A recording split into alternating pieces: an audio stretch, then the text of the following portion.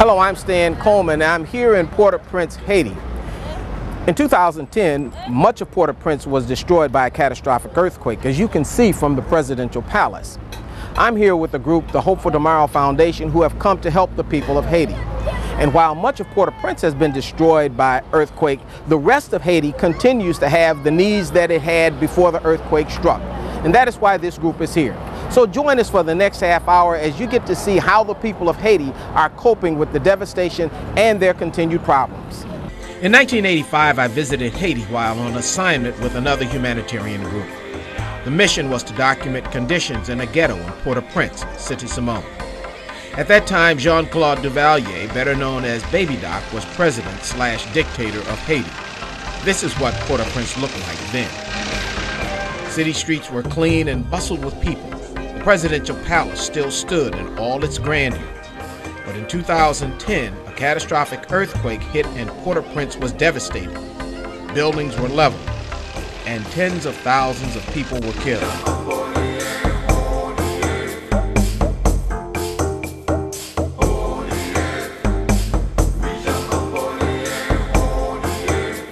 Tent cities sprung up all over Port-au-Prince as inhabitants of the city and surrounding countryside sought shelter. When you land in Port-au-Prince, the atmosphere is a jovial one. Right away, you get a feeling that things are not so bad. After all, more than a year has passed. But it doesn't take long, and you don't have to go far to realize that a year and a half later, things have not changed much. Even though billions of dollars in relief aid flow to Haiti, there is little evidence that it is being spent to restore the city or help the people. Terrible. You could see exactly what's going on right now.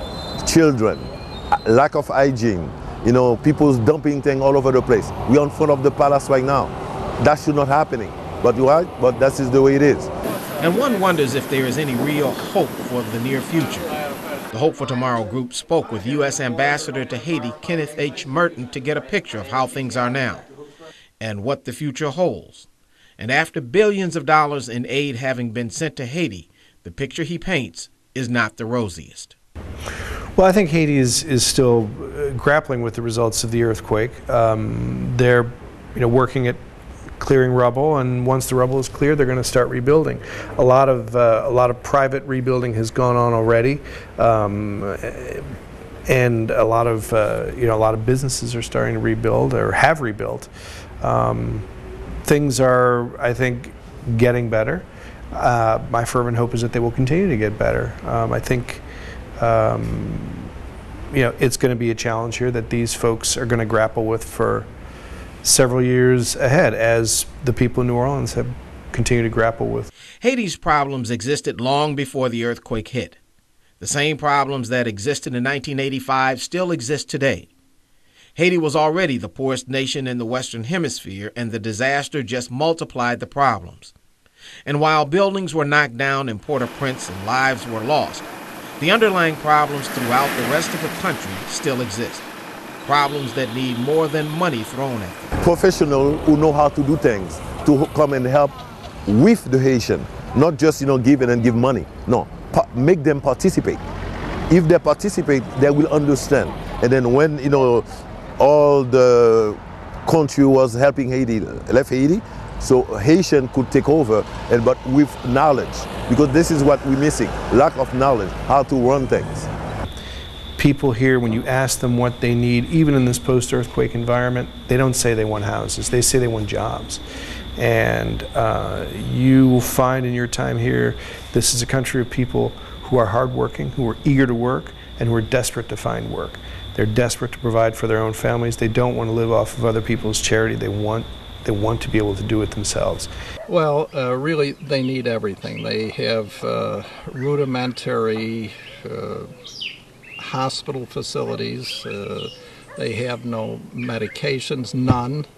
They have no antibiotics. They have no skin care medications. They have no physicians. Instead of sending medical supplies and medical equipment, it's best to just go there, take it with you, donate it yourself, donate your surgical services, and then leave whatever supplies you have. Otherwise, it just sits in a box in a warehouse and it has no use to anybody. This is the Immaculate Conception General Hospital in Cayes, Haiti. Although it has a religious name, it is a regional government hospital. And it is here that the doctors for the Hope for Tomorrow Foundation have come to offer their services. The Hope for Tomorrow Foundation medical team consisted of 6 doctors, an anesthesiologist, 3 nurses, and 5 health science students from Daemen and Dual colleges. The doctors were expecting to see 100 patients, but when they arrived, there were 300 people waiting to be seen. They had all manner of ailments and afflictions. We saw more and more things that come out of the woods sort of as we're here longer. So people would present, we screened the first day, 30 or 40 people, and we sort of prioritized things that we thought we could have the best impact with the least risk under the conditions we're working. But as we're here, more and more people would present, once they found there was access to medical care they might not otherwise have.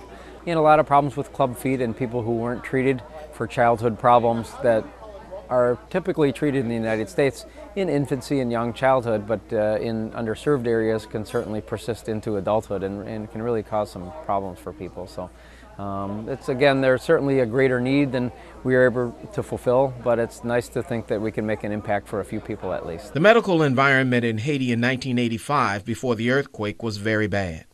They needed everything. The ghetto of Saint-Simon, with 100,000 inhabitants, was literally a garbage dump turned into living space. There was no clean water, no electricity, no sanitation facilities.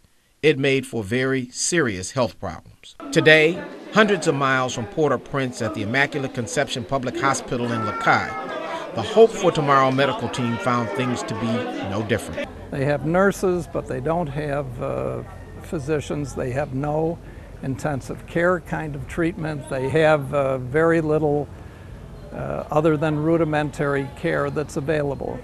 The doctors worked on a variety of cases and under extreme conditions, things that in the United States would have been taken care of immediately, conditions that were unbelievable. So Stan, this is a 66-year-old woman who has an unusual thigh mass. And it's not just this lump here, but rather it's a expanse of approximately, 16 centimeters plus an area of 3 or 4 centimeters right here. So what we're going to do is we're going to resect this mass, okay?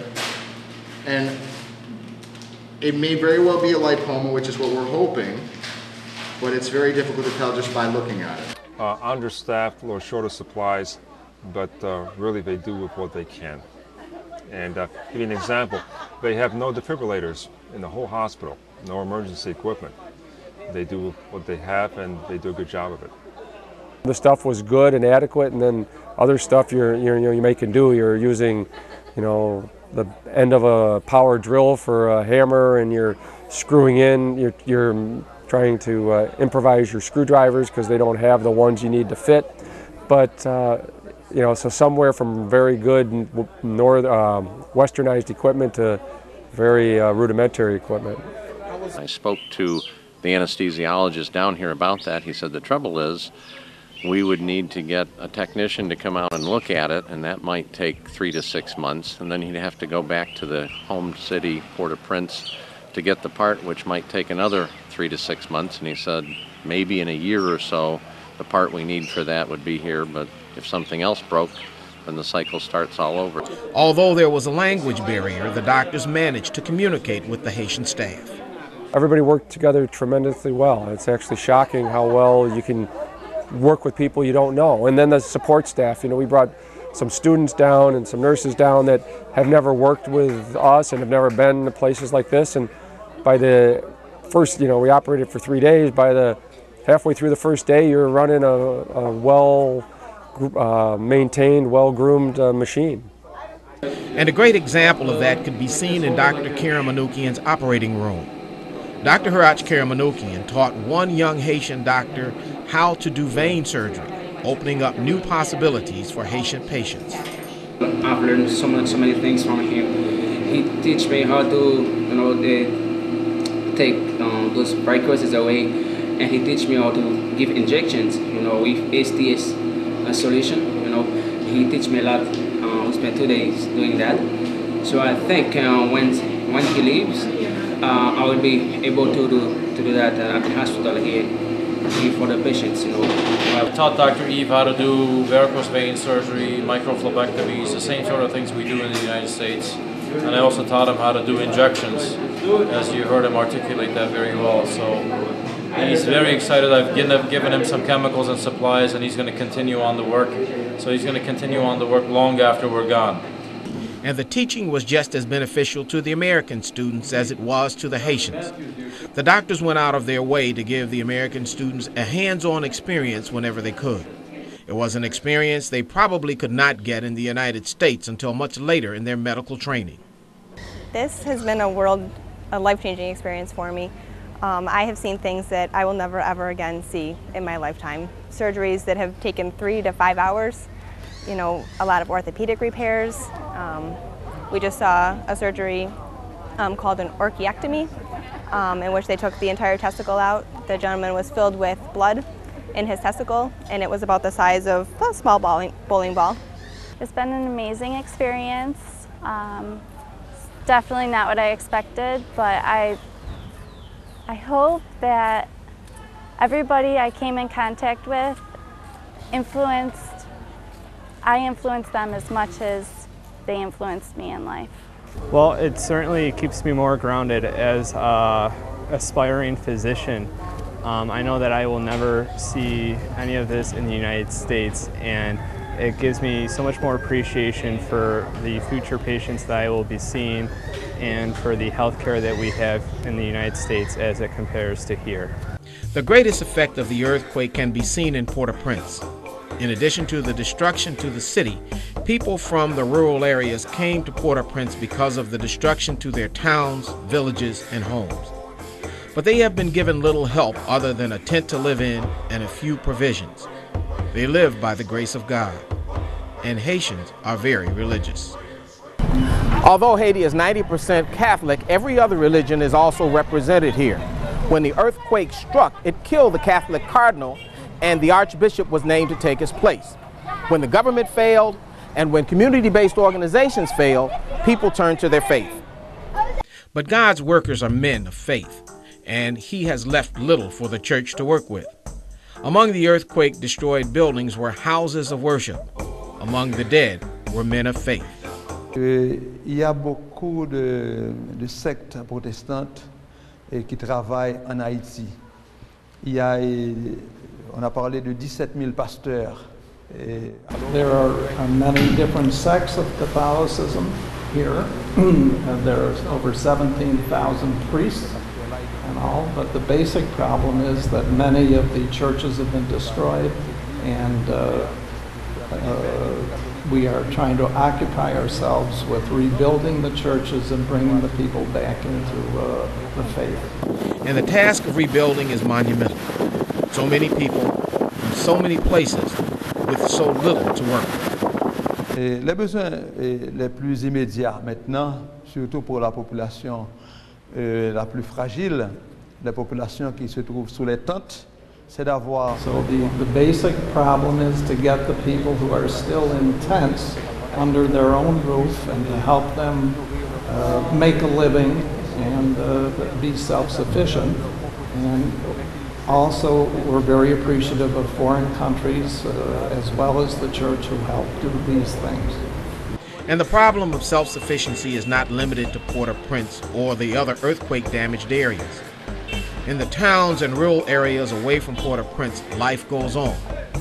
Here, it is very basic. The people carve it out of whatever is available. They live mostly on hope and faith. This man is a taxi driver by trade.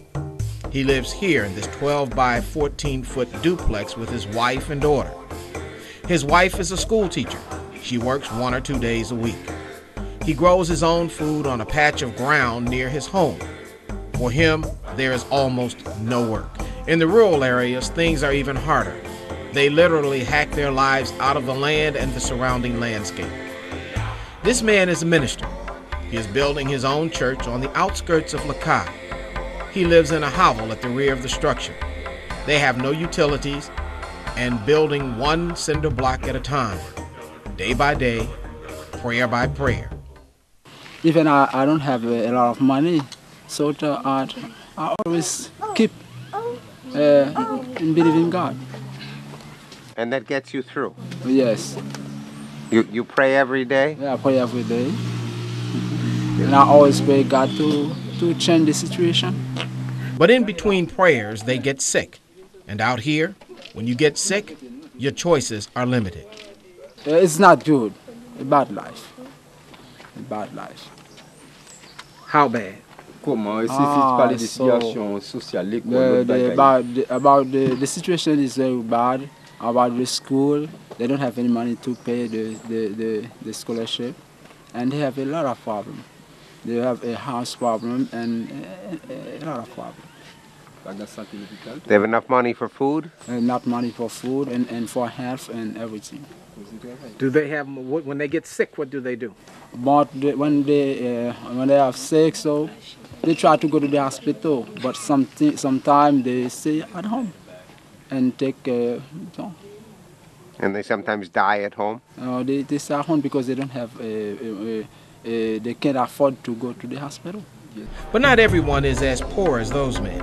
Some live very well, even though there is very little work. This young girl is to be operated on by the Hope for Tomorrow doctors. Her name is Nyla. This is her home. This is obviously a middle-income family. The entire extended family lives here. Everyone has their own room. In addition to the family home, there are 4 separate apartments that they rent to rural school children who come to Lakai to go to school. Her father is a mechanic by trade, and her mother works at the hospital. He gets work sporadically, and the mother works part-time. They maintain this lifestyle by including the rents they get from the students. This family is not typical and by far better off than most Haitians. Healthcare in Haiti is not free. You have to be able to pay for it. But here at the Immaculate Conception Regional General Hospital owned by the government, there are some pluses. Children under 5 years old can get free health care. Women having babies can get free health care. And there's a program here for AIDS patients funded by money from the United States that lets them get free health care. Otherwise, no money, no health care. That's not entirely accurate. Medical care in Haiti is free at public hospitals, but free with a catch. Basically, the general hospital should be free, or should be, they have a minimum fee to pay. But as you know, most of the population is unable to pay their basic need, so it's kind of difficult for them. I'm not gonna talk for everybody, of course, but most of the people, they cannot even pay their fee for the file, to pay the file here, $20 Haitian, for example. Some are complaining, so they're all on their own. In Port-au-Prince, sometimes they do have to pay some fees for basic drugs, but sometimes they can't. And the fact is, the medical personnel here does a lot with almost nothing to work with. Sometimes we have to work. We have to work without material. Sometimes we have to. I don't know. We have to think about many. We have to think a lot to do what we have to do. For example, sometimes we don't have a machine, an anesthesia machine. Sometimes when it's not a problem, it's another problem. A condition not lost on the American medical students. I will definitely learn to be appreciative of what we have at home and learn to work with not using as much testing and kind of being conservative, because at home we definitely do, I think, a little bit more than we should with procedures, and just knowing that people in other places are a lot less fortunate than we are.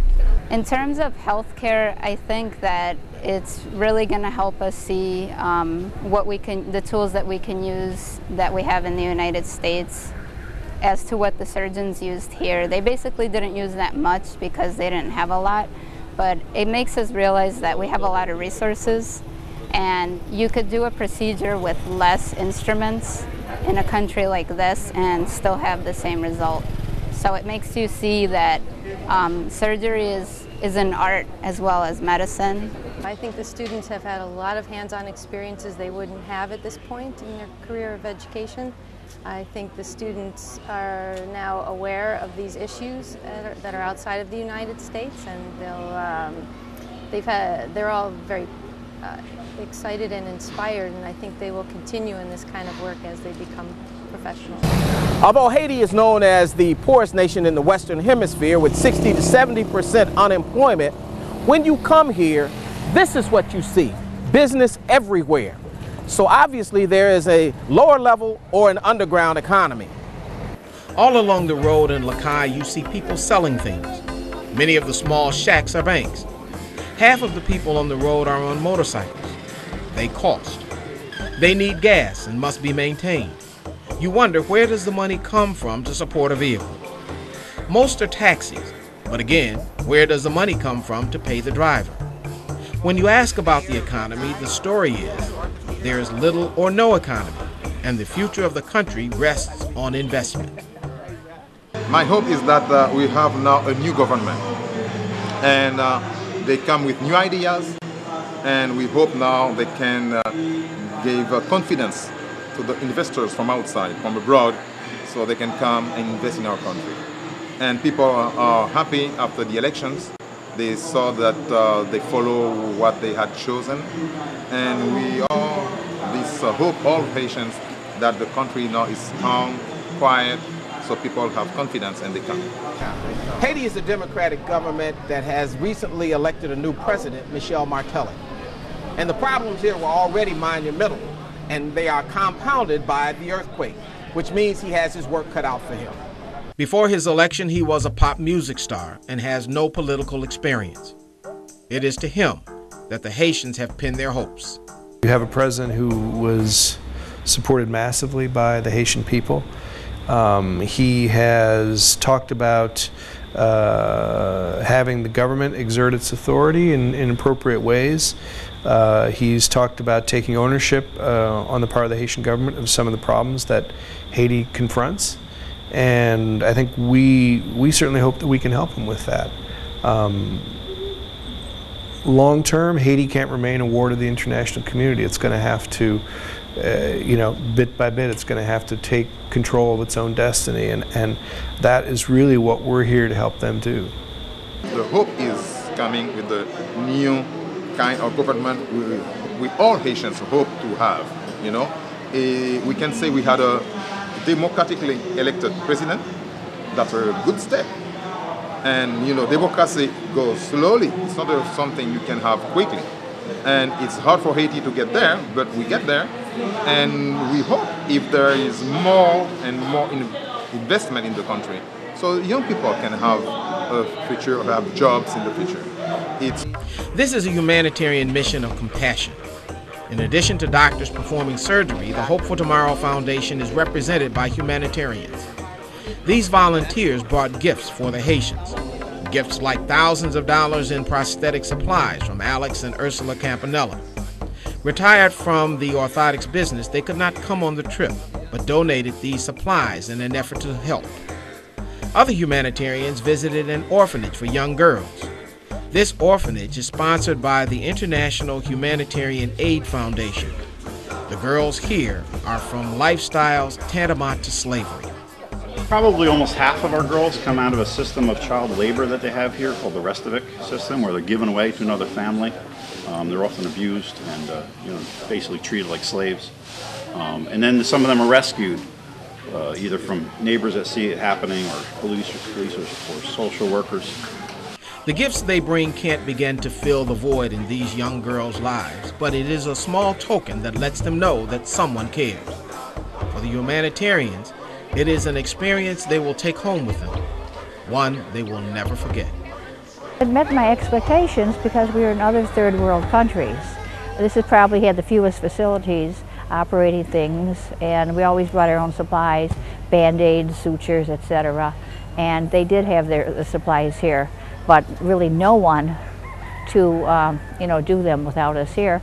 They must be very strong people to endure such poverty and injuries and pain, and they still put a smile on their face.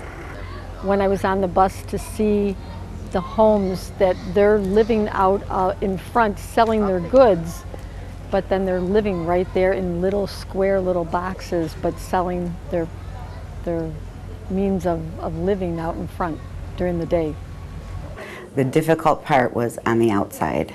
That was the hard part, because I think because I was the oldest woman there that they thought I was in charge, and they would come to me and beg me for help, beg me, and it was, I don't like turning people away. I actually had one of the translators on my side to kind of protect me a little bit from the people. They begged me to come back. I said, I don't know if we can come back.